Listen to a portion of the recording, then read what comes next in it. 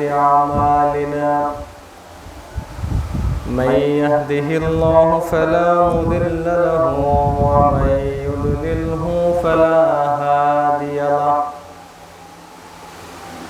وأشهد أن لا إله إلا الله وحده لا شريك له وأشهد أن محمدًا عبده ورسوله الذي أرسله بالحق بشيرًا ونذيرًا وداعيًا إلى الله بإذنه وسراجًا منيرًا. فإن خير الحديث كتاب الله وخير الهدي هدي محمد صلى الله عليه وسلم وشر الأمور محدثاتها وكل محدثة بدعة وكل بدعة ضلالة وكل ضلالة في النار. أعوذ بالله من الشيطان الرجيم. بسم الله الرحمن الرحيم. يا أيها الذين آمنوا اتقوا الله حق تقاته ولا تموتن إلا وأنتم مسلمون.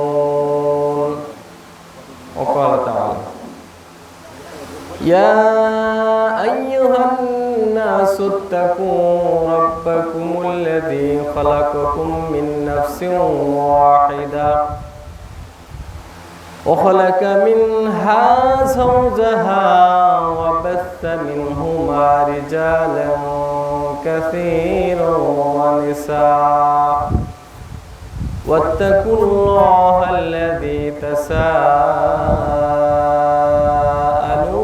به والأرحام إن الله كان عليكم رقيبا.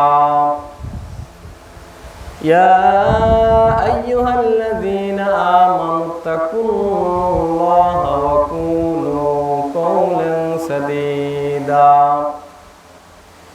يصلح لكم أعمالكم ويغفر لكم ذنوبكم ومن يطع الله ورسوله فقد فاز فوزا عظيما. وقال تعالى: ألهاكم التكاثر حتى زرتم المقابر كلا سوف تعلمون ثم كلا سوف تعلمون كلا لو تعلمون علم اليقين لترون الجحيم ثم لترونها عين اليقين ثم لتسألن يومئذ عن النعيم. যাবতীয় প্রশংসা, যাবতীয় গুণগান আল্লাহ সুবহানাহু ওয়া তাআলার জন্য, যে আল্লাহ তাআলার মেহেরবানিতে আমরা সালাতুল জুমআ আদায় করার জন্য মসজিদে আসতে পেরেছি। সেই মহান রবের শুকরিয়া আদায় করে বলি আলহামদুলিল্লাহ। পাপের গভীর তলদেশে নিমজ্জিত যখন বিশ্ব মানবতা অসহায় জুলুম আর মাজলুমানের আর্তনাদে বিষাক্ত হয়েছিল মরুর আকাশ এবং বাতাস, এমনই একটি সময়ে আল্লাহ সুবহানাহু ওয়া তাআলা পাঠিয়েছিলেন, যিনি সর্বকালের সর্বযুগের সর্বশ্রেষ্ঠ মহামানব, যিনি সৈয়দুল মুরসালিন, সৈয়দুস সাকালাইন, ইমামুল হারামাইন, খাতামুল আম্বিয়া, নবিকুল শিরোমণি, মানবতার মুক্তির দূত নবী মুহাম্মদুর রাসূলুল্লাহ সাল্লাল্লাহু আলাইহি ওয়াসাল্লাম। সম্মানিত জুমায় হাজিরিন, আজ আমি আপনাদের সামনে এমন একটি সময়ে জুমার খুতবার আলোচনার জন্য দাঁড়িয়েছি, যে সময়ে বাংলাদেশের অনেক মায়ের চোখের কান্নার পানি ফুরাচ্ছে না। ঠিক না বেটি? শুধুমাত্র ইগো প্রবলেম, শুধুমাত্র মানসিকতার পরিবর্তন, আখিরাতের ভয়ের অভাব, নিজের স্বার্থ উদ্ধারের জন্য এমন কিছু সিদ্ধান্ত যুগে যুগে কালে কালে কিছু মানুষ নিয়েছে বা নেয়, যে কারণে সমাজের, দেশের সীমাহীন ক্ষতি হয়ে যায়, যেই ক্ষতি থেকে আর উঠতে সম্ভব হয় না। আমরা আলেম মানুষ, সমাজের জন্য, দেশের জন্য আমাদের অনেক দায়িত্ব আছে। এই দায়িত্ব পালন করা থেকে বিরত হলে, দায়িত্ব থেকে দূরে থাকলে হাসরের ময়দানে আল্লাহ সুবহানাহু ওয়া তাআলার জবাবদিহির কাঠ গলায় দাঁড় করানো হবে। সম অধিকার, কেউ বেশি খাবে, কেউ কম খাবে, কেন? ইসলাম তো এটা বলে নাই। নিজের স্বার্থের জন্য, নিজের কারণে এই উল্টো পাল্টা সিদ্ধান্ত দিয়ে মানুষকে ক্ষতির মধ্যে ফেলে দাও, এটা তো ইসলাম বলে নাই।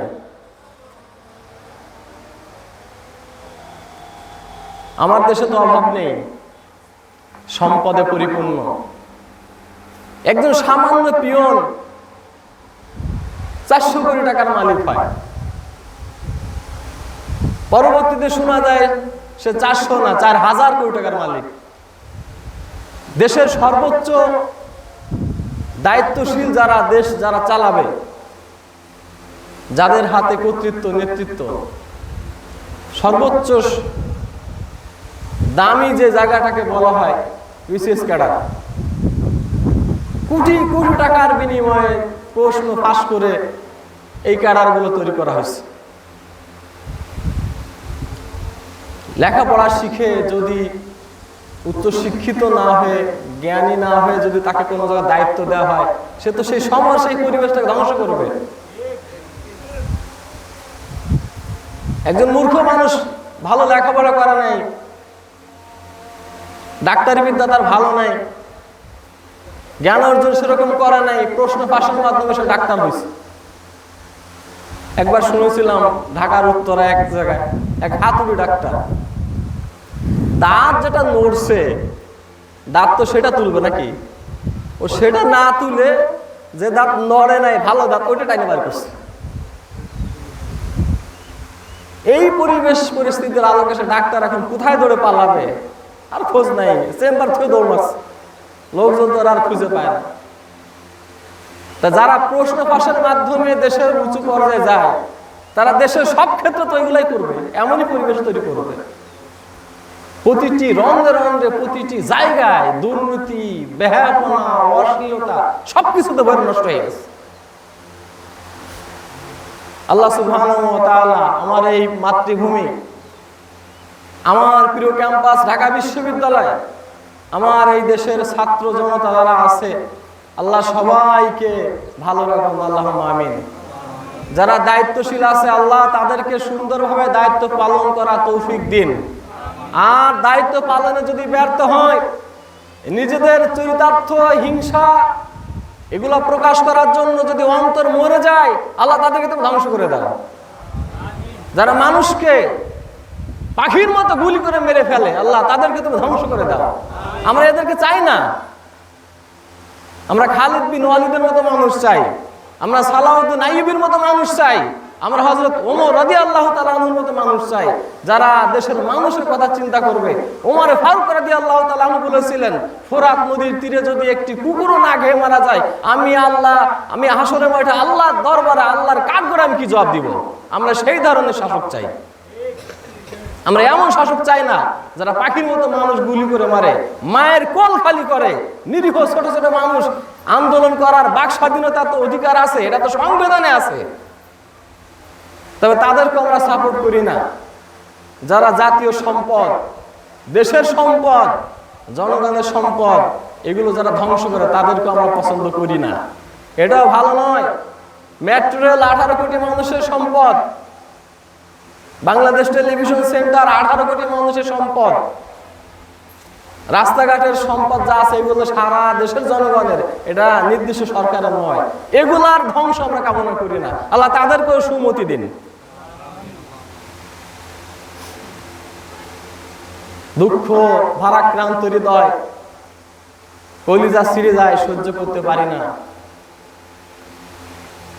হাজারো মানুষ না খেয়ে মারা যায়, ক্ষুধার তাড়নায় আত্মহত্যা করে, ট্রেনের নিচে মাথা দেয়, অভাবের তাড়নায় বাচ্চা বাজারে বিক্রি করে, আর অন্যজন 1000 কোটি টাকার মালিক হয়ে যায়, কেউ 400 কোটি টাকার মালিক হয়ে যায়, কেউ দেশে বিদেশে বাড়ি গাড়ি করে। একটু জ্বর সর্দি হলেই চলে যায় সিঙ্গাপুর। কেন? দেশে ডাক্তার নাই।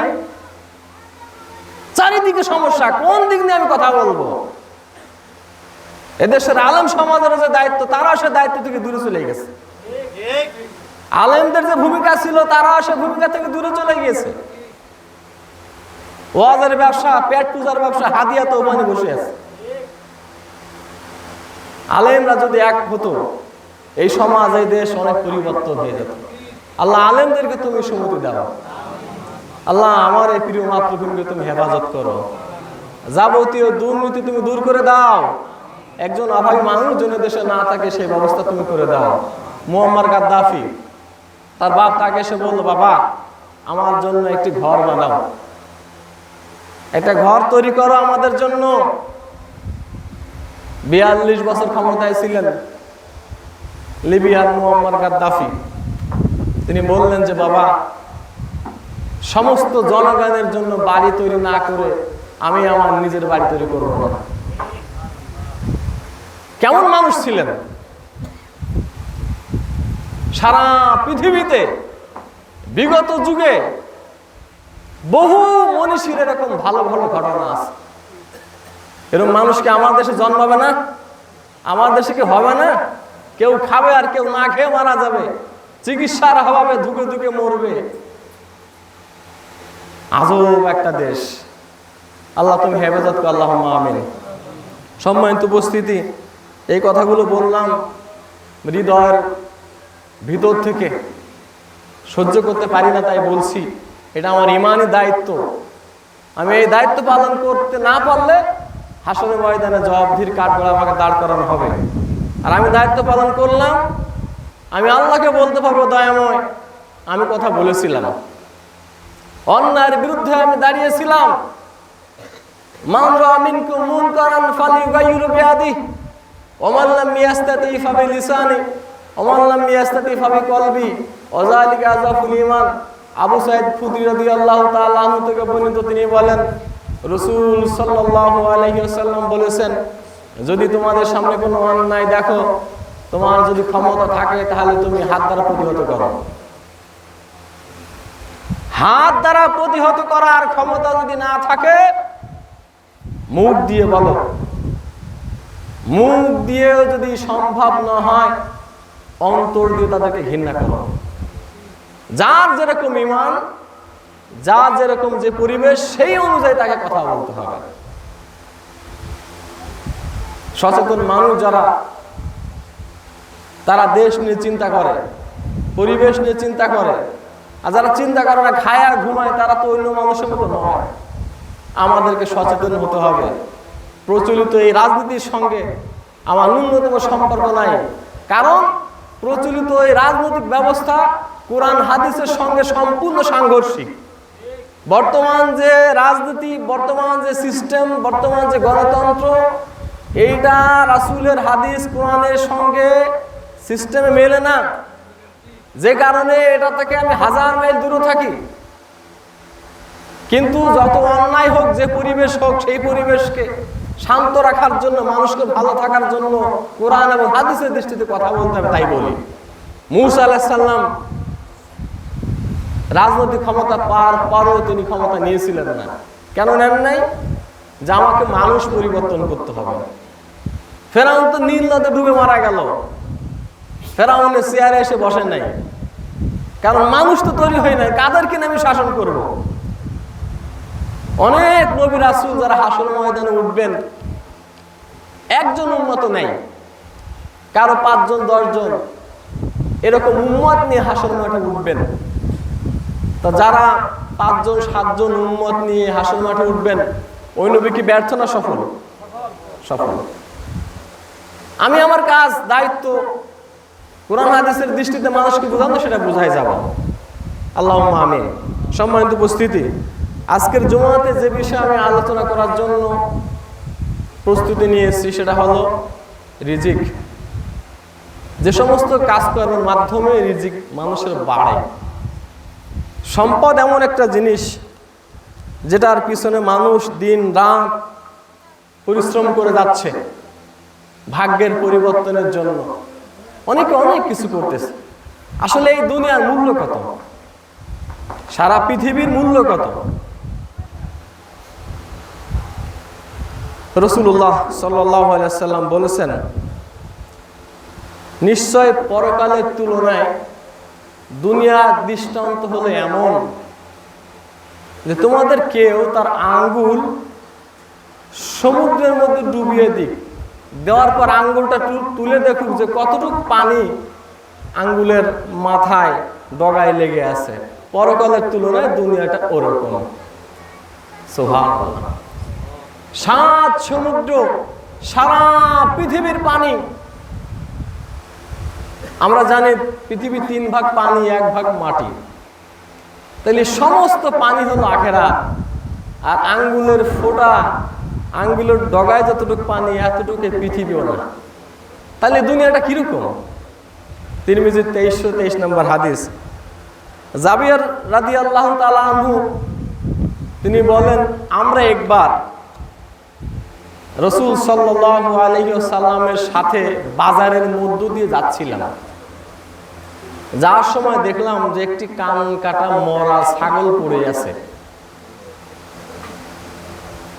আল্লাহর নবী ছাগল কান ধরে বললেন যে এই ছাগলটাকে তোমরা 1 দিরহাম দিয়ে কে কিনতে চাও? সাহাবীরা আমরা বললাম, ইয়া রাসূলুল্লাহ, এ তো একদম মরা, আর তারপরে কান কাটা, এত খুদ ছাগল, এই মরা পচায় ছাগল এ আমরা কেন কিনবো? এ তো কোনো মূল্য নেই। নবী মুহাম্মদুর রাসূলুল্লাহ সাল্লাল্লাহু আলাইহি ওয়াসাল্লাম বললেন, আল্লাহর কাছে এই দুনিয়াটা ওই ছাগল যেমন মরা পচা, তার চাইতো নগণ্য, তার চাইতো তুচ্ছ সারা দুনিয়া।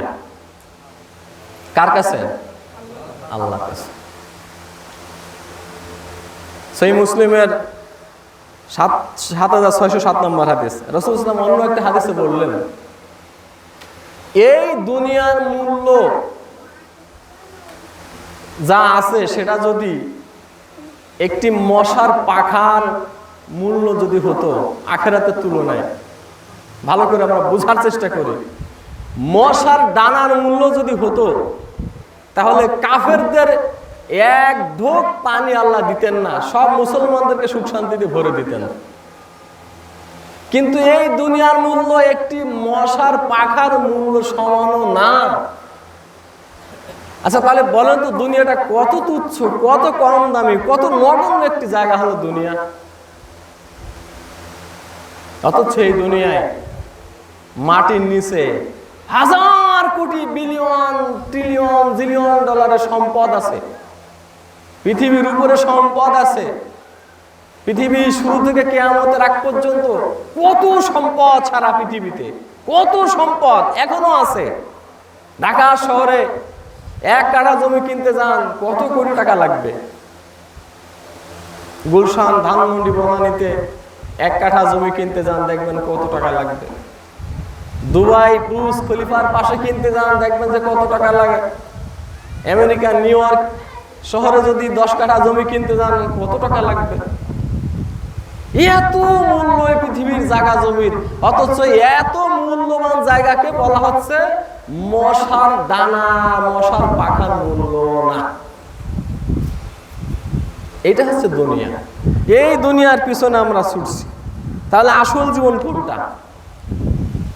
মানুষ যদি 100 বছর জীবিত থাকে, এই 100 বছরের 80 বছর বিভিন্ন ভাবে তার কেটে যায়। 20 বছর হয়তো আল্লাহর ইবাদতে যায়, ওই 20 বছর হলো তার আসল জীবন। সালাত পড়ে, সিয়াম রাখে, কোরআন তেলাওয়াত করে, জিকির আজকার করে। 100 বছরের ওই 20 বছর হচ্ছে আসল জীবন। বাকি জীবন এভাবে সেভাবে কেটে গেছে। এই জীবনে সন্তানের মায়ার জন্য মানুষ কত কিছু না করতেছে, টাকা পয়সা, গাড়ি বাড়ি। কিছুদিন আগেও দেখেছিলাম চীনের একটা বিল্ডিং ধসে গেল, 30 জনের মতো মানুষ মারা গেল। তো সন্তানকে বাঁচানোর জন্য বাবা এবং মা সন্তানকে নিচে রেখে তারা উপরে এরকম নিচে রেখে উপরে আড় হয়ে দাঁড়ালো। তো ইটের আঘাত, যত রকমের আঘাত আছে সব আঘাত ওই মা এবং বাবার উপরে গিয়ে পড়লো। সন্তান কিন্তু জীবিত ছিল। সুবহানাল্লাহ। ওই জীবিত সন্তানকে পরবর্তীতে তারা বের করে নিয়ে আসছে। কি মায়া, কি দয়া সন্তানের প্রতি। কিন্তু দেখেন সূরা আবাসার 34 নম্বর আয়াতে আল্লাহ বলছেন, ইয়াউমা ইয়াফিরুল মারউ মিন আখিহি ওয়া উম্মিহি ওয়া আবিহি ওয়া সাহিবাতিহি ওয়া বানিহি। কিন্তু হাসরের মাঠে সন্তানের কাছ থেকে পিতা মাতা সবাই সবার কাছ থেকে পালাবে। দুনিয়ায় সন্তানের জন্য এত টাকা পয়সা, হালাল হারাম দেখা দেখি নাই, এত সম্পদের পিছনে সন্তানের জন্য, ছেলে মেয়ের জন্য, স্ত্রী পুত্রের জন্য মানুষ করে যাচ্ছে। এই সন্তান হাসরের মাঠে, এই বাবা হাসরের মাঠে একজন আর একজন থেকে পালাবে। তাহলে কিসের দুনিয়ার পিছনে আমরা ছুটতেছি? কেমন একটা দুনিয়ার পিছনে আমরা ছুটতেছি? অথচ আখিরাত কি জিনিস, কত দামি মূল্যবান জিনিস আল্লাহ তাআলা আমাদের জন্য রাখছেন। সহিহ বুখারী 7059 নম্বর হাদিস, আবু হুরায়রা রাদিয়াল্লাহু তাআলা আনহু বর্ণিত, তিনি বলছেন, আদাতু লিবাদিস সালিহিন মা লা আইনুন রাআত ওয়ালা উযুনুন সামিআত ওয়ালা খাতারা আলা কলবি বাশার। জান্নাতে আমি, হাদিসে কুদসি আল্লাহ বলছেন, জান্নাতে আমি আমার মুমিন বান্দাদের জন্য এমন সব জিনিস রেখে দিয়েছি যা চোখ কোনোদিন দেখে নাই, সুবহানাল্লাহ, কান কোনোদিন শুনে নাই, অন্তর কল্পনা করতে পারবে না, এমন কিছু জিনিস আমি জান্নাতে রেখে দিয়েছি। ওইটা হলো আমাদের আসল জায়গা। দুনিয়ার এই রিজিকের পিছনে এত ছুটাছুটি, এত দৌড়াদৌড়ি করে কি হবে? রিজিক তো আল্লাহর হাতে। সূরা হুদের 7 নম্বর আয়াত 6 নম্বর আয়াত আল্লাহ বলছেন, ওমা মিন দাব্বাতিন ফিল আরজ ইল্লা আলাল্লাহি রিজকুহা। পৃথিবীতে যত পশু পাখি যত যা আছে সবার রিজিকের দায়িত্ব কে নিয়েছেন? আল্লাহ সুবহানাহু ওয়া তাআলা নিয়েছেন। কিন্তু মানুষ হারাম পথে যায়। ধরেন আপনি সারা জীবনে 5 কোটি টাকা ইনকাম করবেন, এটা আপনি হালাল পথে গেলেও পাবেন, আর হারাম পথে গেলেও তো আপনার জীবন শেষ। আমরা কি বুঝতে পারছি? আপনি মৃত্যুর আগ পর্যন্ত 5 কোটি টাকা ইনকাম করবেন, এর 1 টাকা কম থাকতে আপনি মারা যাবেন না, আমিও মরব না। এখন এই টাকা আপনি হালাল পথে ইনকাম করবেন নাকি হারাম পথে করবেন, এটা আপনার উপর আল্লাহ ছেড়ে দিয়েছেন, আপনার ইচ্ছার উপর ছেড়ে দিয়েছেন। আপনি ওই টাকা ইনকাম করে মরবেনই। আল্লাহ কাউকে সম্পদ বেশি দিয়েছেন, কাউকে কম দিয়েছেন, মানুষকে পরীক্ষা করার জন্য। দুনিয়ার জীবনটাই হচ্ছে পরীক্ষা। প্রতি মুহূর্তে আমরা পরীক্ষার মধ্যে আছি। খাবারটাও ঠিক ওরকম। অনেক মানুষ দেখবেন মরার আগে শুধু খায়, খেতে চায়, খুব খায়। কারণ কি? তার হায়াত ফুরাই গেছে, খাবার শেষ হয় না, এজন্য খাইয়ে মরবে। আবার অনেক মানুষ আছে মৃত্যুর আগে বেশি খেতে পায় না, এই জুস পানি এটা ওটা খায়। তার মানে কি? তার হায়াত বাকি আছে, কিন্তু রিজিকে খাবার বাজেটে যা ছিল খাই সব শেষ করে ফেলেছে। এই জন্য কিছু কিছু মানুষ একটু কম খায়, যাতে মরার আগে শেষ বয়সে কিছু খাওয়া যায়। আছে না এরকম চিন্তা? না, মানুষ অনেক মানুষ গলা পর্যন্ত খায়। অনেক জায়গায় খাওয়ার প্রতিযোগিতাও হয়। একবার শুনলাম কোন ডিস্ট্রিক্টে, জেলার নাম বলবো না, গোস্ত খাওয়ার প্রতিযোগিতা হয়েছে। এক লোক 8.5 কেজি গরুর গোস্ত খাইছে। পরে ডিসি সাহেব তার প্রথম পুরস্কার হিসেবে 2.5 হাত লম্বা বাঁশের যে খেলাল, গোস্ত খাওয়ার পরে মানুষ খেলাল করেন না, তার প্রথম পুরস্কার হিসেবে ডিসি সাহেব 2.5 হাত লম্বা 2টা বাঁশের খিলাল গলার উপর মধ্যে ঝুলাই দিছে। হাইরে বাঙালি!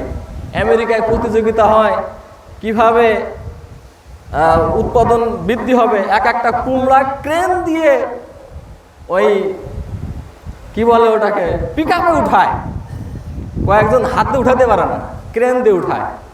আর আমার দেশের মানুষ খাওয়া প্রতিযোগিতা করে। হাইরে বাঙালি! এখন তো শুরু হয়েছে বাঙালি, আমি বাঙালি। ওরে মুসলমান, তুই মরিয়ে দেখ, পরে বাঙালি তোর কেমন করে বাইর করে। ও আর ফার্স্ট মুসলিম দেন বাঙালি। আমার পরিচয় আমি মুসলমান, তারপর বাঙালি। কি বলেন আপনারা? আমি আগে মুসলমান।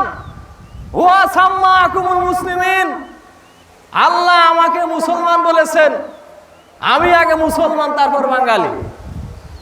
আর এরা বলে আগে বাঙালি তারপর অন্য কিছু। ওরে বাঙালি, মরারও ভয় নাই, কবরেরও ভয় নাই, আখিরাতেরও ভয় নাই, আল্লাহর প্রতি বিশ্বাসী নেই, তার ও কি করবে?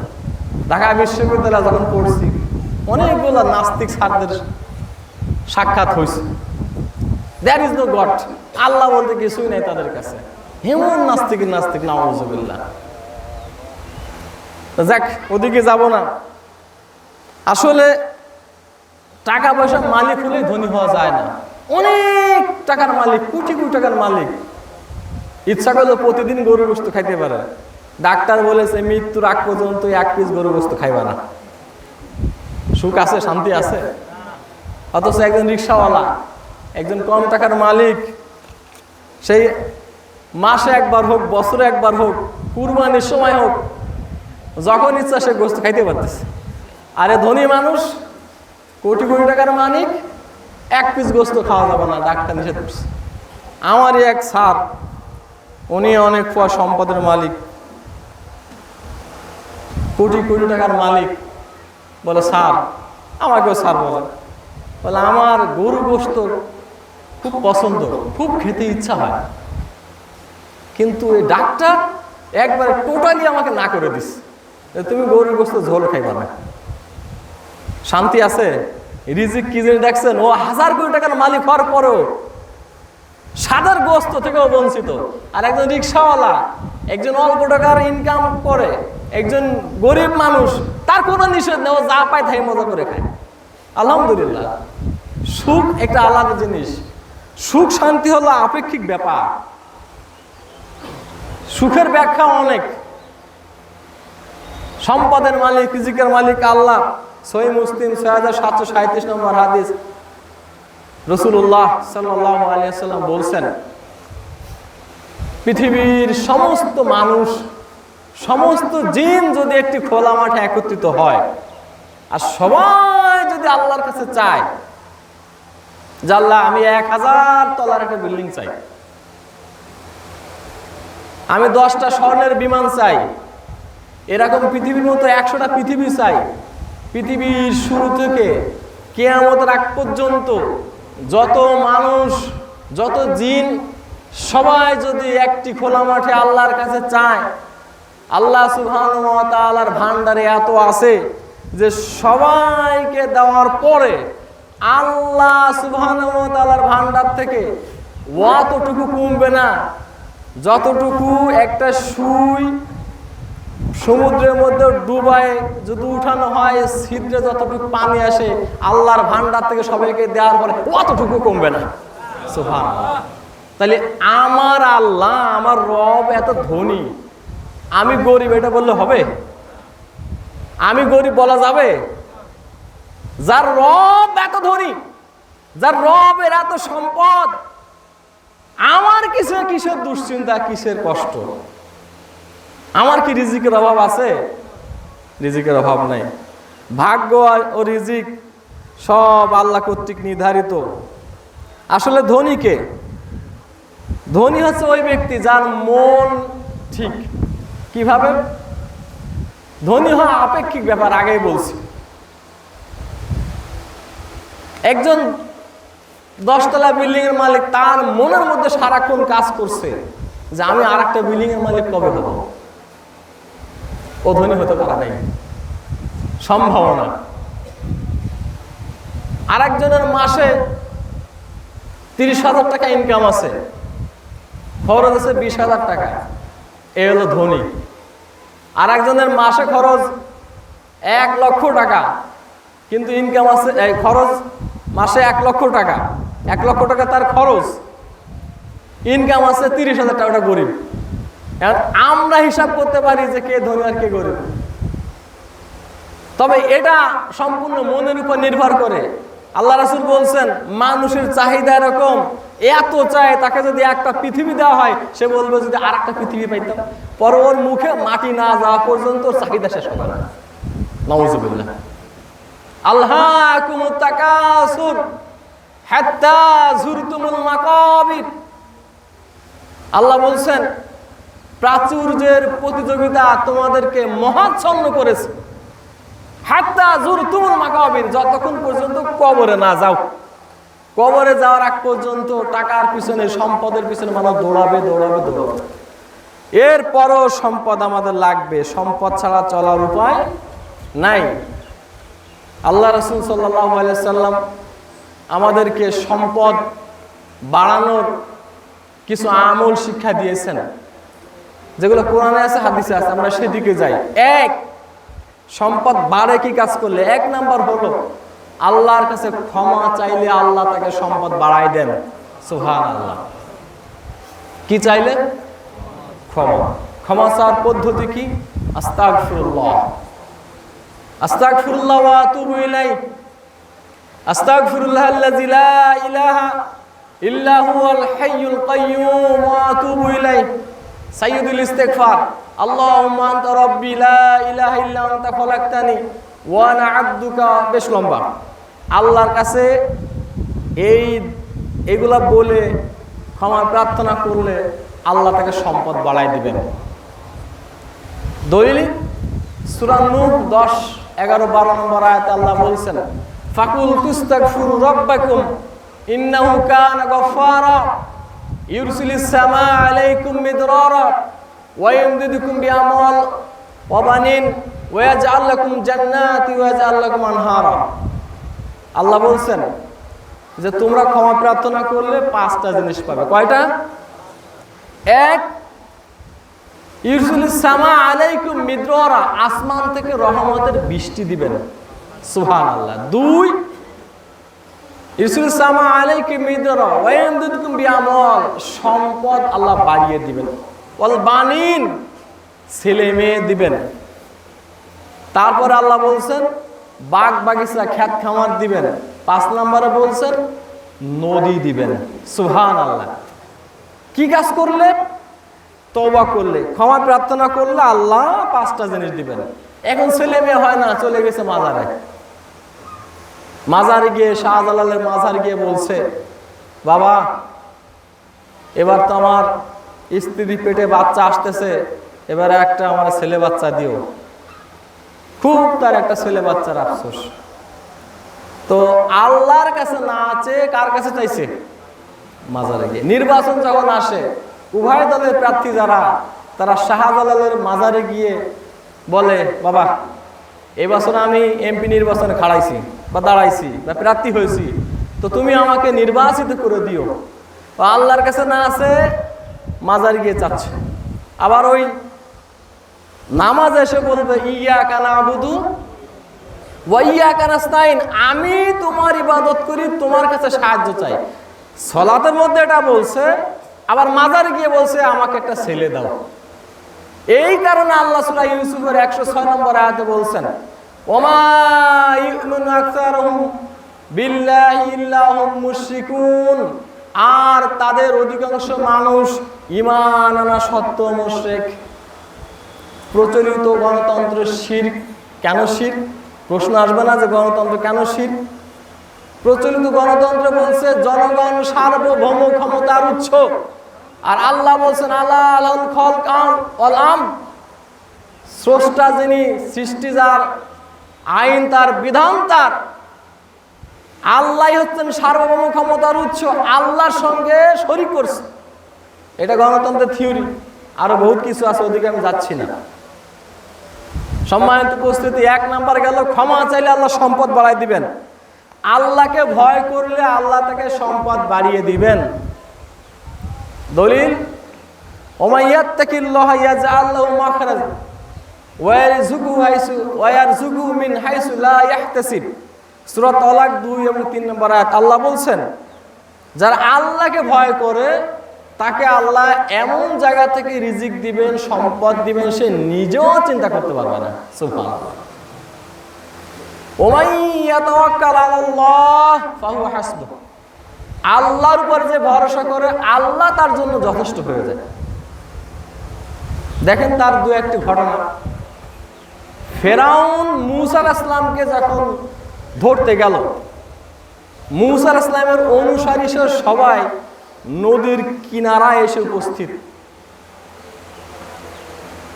ফেরাউনের লোকজন ধরে ফেলবে। মূসা আলাইহিস সালামের সাথীরা বলছে যে আমরা তো ধরা পড়েই গেলাম। ক্বালা ইয়া মূসা ইন্না লামুদরাকুন, হে মূসা আমরা তো ধরা পড়েই গেলাম। এটা কে বলছে? মূসার সাথীরা। মূসা আলাইহিস সালামের প্রথম ভাষাটাকে দেখেন, প্রথম ভাষাটাকে সে কি দেখেন, সে কি বলছে? প্রথম ভাষা হচ্ছে কাল্লা, কখনো নহে। ভরসা কিরকম দেখছেন? আল্লাহর উপর ভরসা কিরকম? তার প্রথম ভাষা হচ্ছে কাল্লা, কখনো নহে। ইন্না মাই রব্বি সায়াহদিন, নিশ্চয় আমার রব আমার সাথে, তিনি আমাকে পথ দেখাবেন। সুবহানাল্লাহ। কিরকম ভরসা, কিরকম তাওয়াক্কুল! সামনে নদী, পিছনে ফেরাউনের বাহিনী, ধরা পড়েই যাচ্ছে। প্রথম মানে অসম্ভব, কখনো নয়। এটার নাম ভরসা। আমরা তো পরে জানি, পরবর্তীতে রাস্তা হয়ে গেল, পার হয়ে সবাই চলে গেল। জানি না এই ঘটনা? ইব্রাহিম আলাইহিস সালামকে যখন আগুনের মধ্যে ফেলে দেওয়া হলো, আমরা তো মনে করতাম কান্নাকাটি করে তো গেছি, তো শেষ, পুরো শেষ হয়ে যাব। ইব্রাহিম আলাইহিস সালামের আল্লাহর উপরে কেমন ভরসা! তিনি কি বলেছিলেন? হাসবুনাল্লাহ, আমার আল্লাহ আমার জন্য যথেষ্ট, নিমাল ওয়াকিল, নিমাল মাওলা, নিমান নাসির, 2 জায়গা 2টি আয়াতের একটি অংশ। কেমন ভরসা!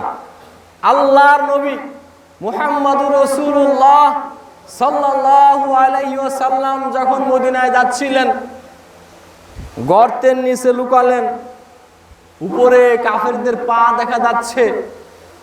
আবু বকর রাদিয়াল্লাহু তাআলা আনহু বলছেন, আমরা তো ধরা পড়ে গেলাম, আমাদের তো দেখেই ফেলবে, নিচে তাকাইলেই তো আমাদের ধরা। আল্লাহ নবী কি বলছিলেন? লা তাহজান ইন্নাল্লাহা মা'ানা, তুমি দুশ্চিন্তা করো না, চিন্তা করো না, আল্লাহ আমাদের তৃতীয় জন, আল্লাহ আমাদের সাথে আছেন। সুবহানাল্লাহ। আল্লাহর উপরে যদি ভরসা থাকে তার কোনো দুশ্চিন্তা থাকে না। উমর ইবনে খাত্তাব রাদিয়াল্লাহু তাআলা আনহু তিনি বলছেন, যদি তোমরা আল্লাহর উপর ভরসা করো, তা ভরসা করলে কি হবে? তাদের রিজিকটা পাখির মতো হবে। পাখি সকালবেলা খালি পেটে বের হয়ে যায়, সন্ধ্যার সময় কি করে? ভরা পেটে আসে। আল্লাহর উপরে ভরসার অনেক উদাহরণ আছে, এদিকে আমরা না যাই। 4 নাম্বার হচ্ছে আত্মীয়তার সম্পর্ক ভালো রাখলে আল্লাহ তাকে রিজিক সম্পদ বাড়িয়ে দেন। সুবহানাল্লাহ। মান সাররা আইয়ুবসাতা রিজকাহু লাহু আইয়ুনসালাহু ফালিয়াসিল রহিমাহু। আল্লাহ নবী বলছেন, সহিহ বুখারী 5985 নম্বর হাদিস, কেউ যদি চায় যে তার হায়াত বৃদ্ধি পাক এবং রিজিক সম্পদ বাড়ে, তাহলে সে যেন আত্মীয়তার সম্পর্ক ভালো রাখে। এখানেই সমস্যা আমাদের বেশি। ভাইয়ের সাথে বোনের সম্পর্ক ভালো নেই, বোন সম্পদ নিয়ে চলে গেছে, নিজের ভাগের অংশটুকু নিয়ে গিয়েছে। ভাই ভালোটা খায়, উঁচু জমি খায়, বোন বলছে যে ভাই আমিও তো বাপের মেয়ে, আমিও তো অংশীদার, তা তুমি 5 লক্ষ টাকা কাঠা, 1 কাঠার দাম, সেটা তুমি খাবে, আর আমার নদীর কিনারায় বা ওই বিলের মাঝখানে 20,000 টাকা কাঠা, ওইটা তুমি দিবে, এটা কেমন করে হয়? ওখান থেকে আমাকে দাও। এই লেগে গেছে ভাই বোনের ঝগড়া, ভাইয়ে ভাইয়ের ঝগড়া, ভাইয়ের সঙ্গে বোনের ঝগড়া, আত্মীয়তা সম্পর্ক ভালো নেই। এরপরও আপনি যদি চান আপনার রিজিক আল্লাহ বাড়ায় দিক, আপনার হায়াতটা একটু লম্বা হোক, আগে আগে মরবেন না, তাহলে আপনার আত্মীয়র সঙ্গে ভালো সম্পর্ক রাখতে হবে। কোন পর্যন্ত? যতক্ষণ পর্যন্ত আপনার জীবনের ঝুঁকি না আসে। আপনি বুঝতেছেন যে আমার ভাই আমাকে মেরে ফেলবে, আপনি আপনার ভাই থেকে দূরে থাকেন। কিন্তু যতক্ষণ পর্যন্ত বুঝতেছেন যে আমার ভাই আমাকে মারবে না, আমার বোন আমাকে মারবে না, আমার আত্মীয় আমাকে মেরে ফেলবে না, ততক্ষণ পর্যন্ত যতই খারাপ ব্যবহার করুক তার সঙ্গে আপনি সম্পর্ক ভালো রাখবেন। আমরা পারবো তো ইনশাআল্লাহ? ইনশাআল্লাহ। ভাই যত ভুল করুক ভাইকে মাফ করে দেন, বোন যত ভুল করুক বোনকে মাফ করে দেন। মা বাবা আপনার প্রতি অনেক জুলুম করবে, অত্যাচার করবে, মা বাবা কিন্তু না বুঝে, আপনি বড় ভাই, আপনি অনেক টাকা পয়সা দেন মাকে বাপকে, ওটা আপনার মা বলবে না, বাবা বলবে না, ছোট ভাই যখন একটু দিব ওইটা খালি বলবো বেশি বেশি, দেখবেন এটা হয়ে থাকে। আপনি যা করবেন কার জন্য? জীবনে যা কিছু করবো আমরা কার জন্য করবো?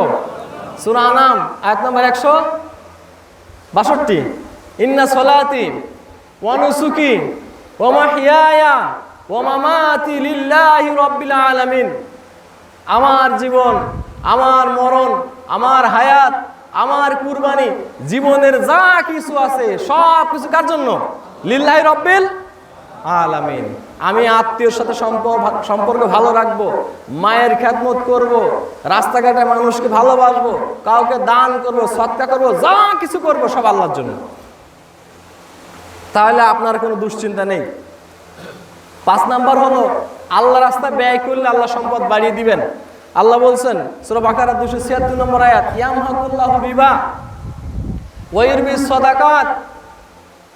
আল্লাহ সুদকে মিটিয়ে দেন, দানকে বাড়িয়ে দেন। এই দানে এসে তো সমস্যা, দান করলেই তো সম্পদ কমে যাবে। দান নিয়ে জুমার খুতবা আলোচনা করতে হলে শুধু এই টপিকসের উপরে, এইটার উপরে একটি আলোচনা প্রয়োজন। আপনি একটি গুনার কাজ করে ফেলছেন, আল্লাহকে সন্তুষ্ট করার জন্য আল্লাহ তো অনেক রাগ হয়েছে আপনার উপরে, কারণ গুনার কাজ করে ফেলছেন। আল্লাহকে সন্তুষ্ট করার জন্য আপনি দান করে দেন, আল্লাহ রাগ সাথে সাথে মিটে যাবে। সুবহানাল্লাহ। আল্লাহ নির্ধারণ না করুক, আপনার বাবা বা আপনার মা যে কোনো অপরাধের কারণে কবরের দেশে আযাবে ভুগছে, আপনি আপনার বাবার জন্য মায়ের জন্য কিছু টাকা পয়সা দান করে দিলেন, দান করার সাথে সাথে কবর ওই আযাব, কবরে আগুন তাপ করে নেমে যাবে। আজকে এই যে মসজিদের অবস্থান দেখতেছেন, এই মসজিদটা আলহামদুলিল্লাহ আপনাদের অনেকের দানের কারণে এই পর্যন্ত আসছে, এ পর্যন্ত অনেক টাকা খরচ হয়েছে। আমরা কি আরো টাকা পয়সা দিয়ে এই মসজিদটাকে আরো বড় করতে পারি না? আমরা যে বালুতে বসে আছি, এই দেওয়াল দিতে হবে, উপরে যেতে হবে, এটা তো আছে। এরপরও 6,31,000 টাকা আমরা ঋণগ্রস্ত। আপনি আপনার ঘরে এসি নিয়ে ঘুমাবেন, দামি দামি টাইলস দিবেন, দরজা লাগাবেন লাখ টাকার উপরে, আছে না এরকম আমাদের বাড়ি ঘর? আর আমার আল্লাহ, আমার রব এত সম্পদের মালিক, তার ঘর জরাজীর্ণ হয়ে থাকবে, এটা কি ভালো লাগে? আপনি এখানে একটি ইটের টাকাও যদি দেন, ওই ইট হাসনের মাঠে সাক্ষী দেবেন। এই বালু কণাগুলো হাসনের মাঠে সাক্ষী দেবেন। আমরা কি পারি না এই মসজিদটাকে বড় করতে? ইনশাআল্লাহ। এবং এটা করা খুব জরুরি। কেন জরুরি? এখানে অনেক দূরের মানুষ এখানে জুমার খুতবা শুনতে আসেন, এলাকার মুসল্লি মাত্র কয়েকজন, সব বাহিরের। আর এখানে যারা খুতবা দিতে আসেন তারা বাংলাদেশের খুব উচ্চ শিক্ষিত নামকরা বক্তারা এখানে এক একজন আসেন, ঠিক কিনা? এমনকি ভারত থেকেও আসে। তো এই দিনের মার্কাজ, এটা প্রতিষ্ঠিত করা আমার আপনার উপরে জরুরি। আর এই জরুরি দায়িত্ব পালন করার জন্য আমি আপনাদের প্রতি অনুরোধ করব, আমরা যে যতটুকু পারি যার যার জায়গা থেকে সর্বোচ্চটা চেষ্টা করব ইনশাআল্লাহ। সময় আর বেশি নেই, সম্মানিত উপস্থিতি। দান করলে কি হয় দেখেন, আবু হুরায়রা রাদিয়াল্লাহু তাআলা আনহু থেকে বর্ণিত সহিহ মুসলিমের 7664 নম্বর হাদিস, আল্লাহ রাসূল বলছেন, আগের জামানায় একজন ব্যক্তি এই মাঠ দিয়ে হেঁটে যাচ্ছিল। হাঁটতে হাঁটতে হঠাৎ করে মেঘের মধ্যে থেকে সে আওয়াজ শুনলো। কোন জায়গা থেকে? মেঘ। ওই যে আকাশে দেখেন মেঘ উঠতেছে, মেঘ থেকে আওয়াজ শুনলো। মেঘ থেকে কি আওয়াজ শুনলো? মেঘের মধ্যে থেকে বলা হচ্ছে যে অমুক বা আব্দুর রহিমের খেতে বৃষ্টি দাও, পানি দাও। উনি আশ্চর্য হলো, ঘটনা কি? মেঘের মধ্যে থেকে মানুষের নাম বলতেছে, আবার অমুকের খেতে পানি দাও, অমুকের বাগানে পানি দাও। উনি এবার ওই মেঘ খণ্ডের পিছপি দৌড়ানো শুরু করলো।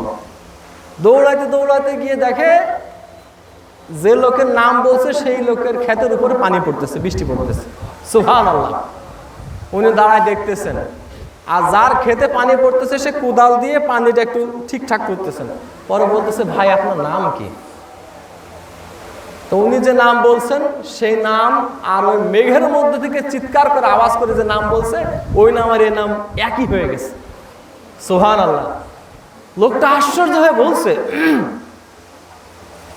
যে আপনি এমন কি আমল করেন যে আমলের কারণে আপনার খেতে এরকম বৃষ্টির পানি পড়লো, আশেপাশে পড়তেছে না, এবং সেই মেঘের মধ্য থেকে আপনার নাম বলতেছে?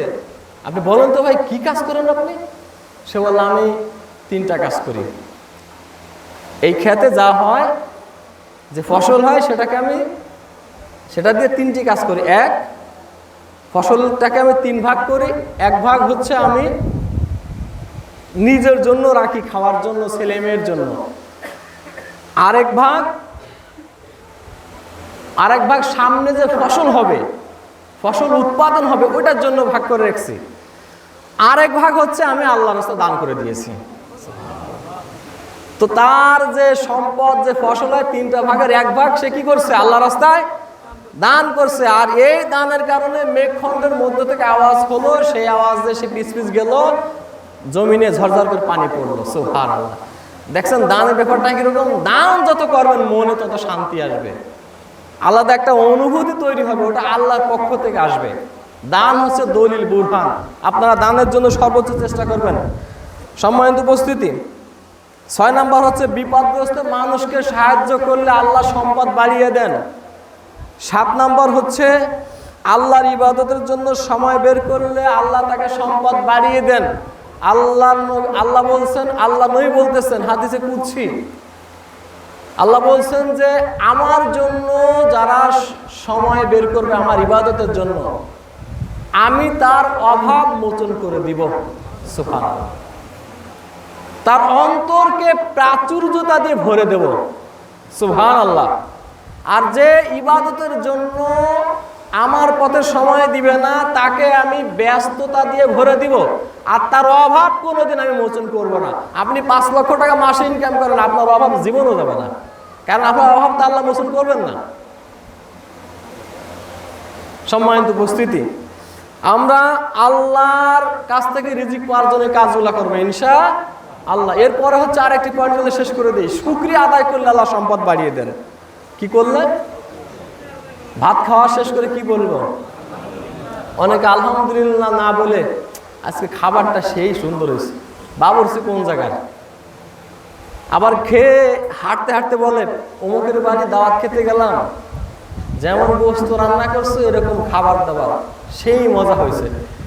ওই মজা যে সৃষ্টি করলেন, দারচিনি লবঙ্গ এলাচ যত রকমের মশলা খাবার, এগুলো সব স্রষ্টাকে আলহামদুলিল্লাহ না বলে ওই বাবুর্চি প্রশংসা করতেছে, যারা আয়োজন করছে তাদের প্রশংসা করছে, এই জন্য রিজিক দেন না।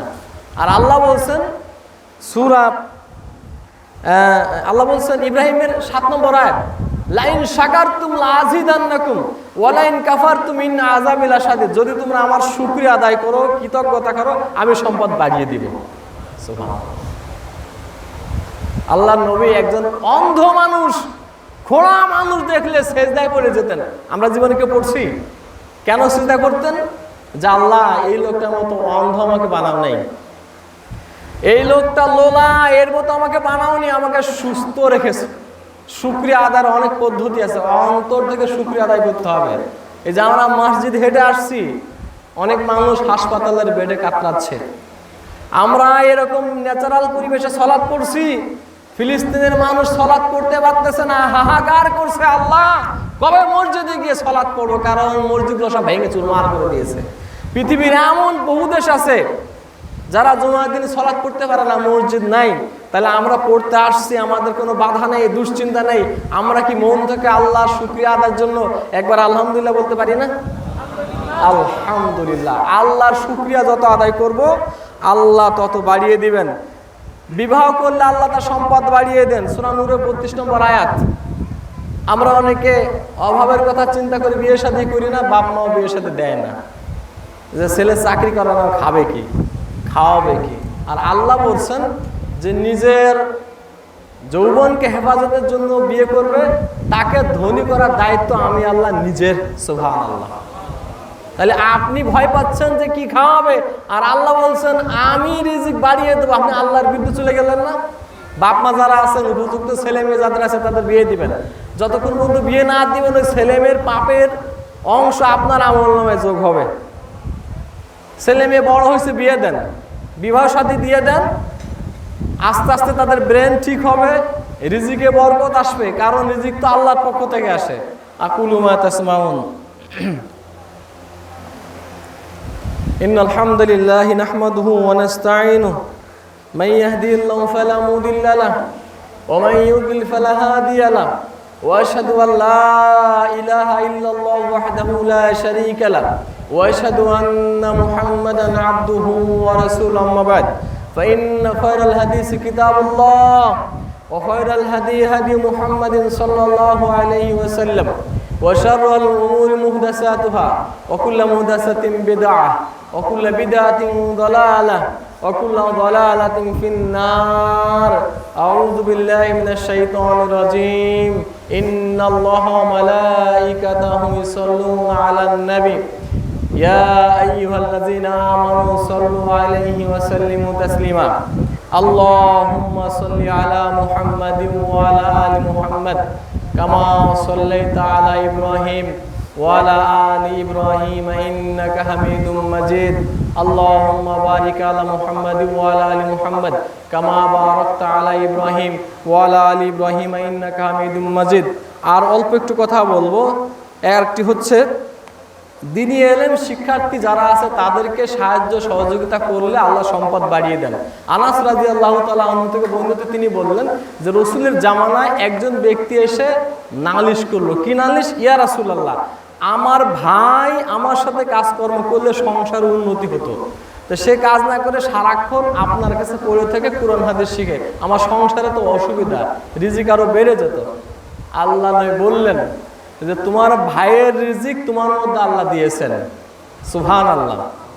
তুমি তোমার ভাইকে এই কাজে সহযোগিতা করো, আল্লাহ তোমাকে রিজিক বাড়িয়ে দিবেন, সুবহানাল্লাহ। তো আমরা আমাদের জীবন চলার পথে দ্বীনের ইলম যারা শিক্ষা করে, কোরআন হাদিস যারা শিক্ষা করে, তাদেরকে আমরা সাহায্য সহযোগিতা করব। করলে কি হবে? আল্লাহ আপনাকে সম্পদ বাড়িয়ে দিবেন।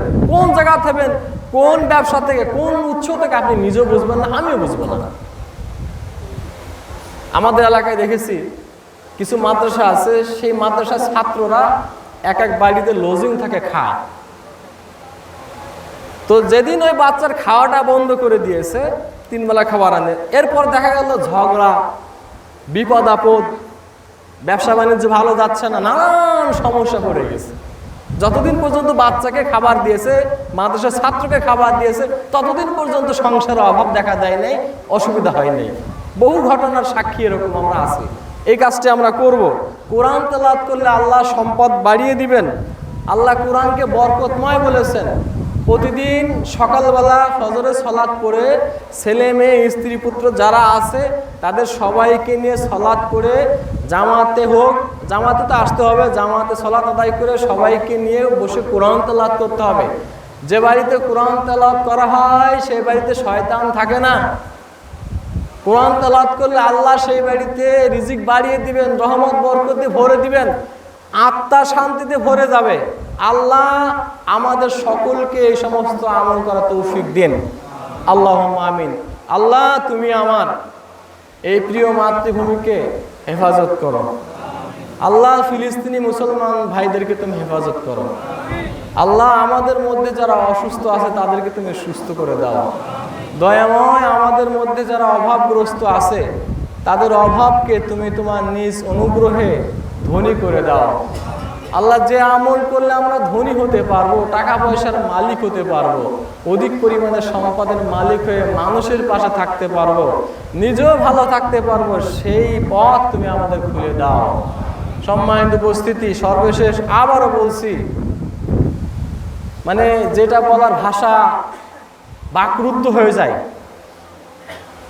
আজকে আমরা এখানে সালাত পড়তেছি আর শত হাজার পরিবার আছে কান্না রোল পড়ে গেছে, কান্না করতেছে, মা তার সন্তানকে হারিয়েছে।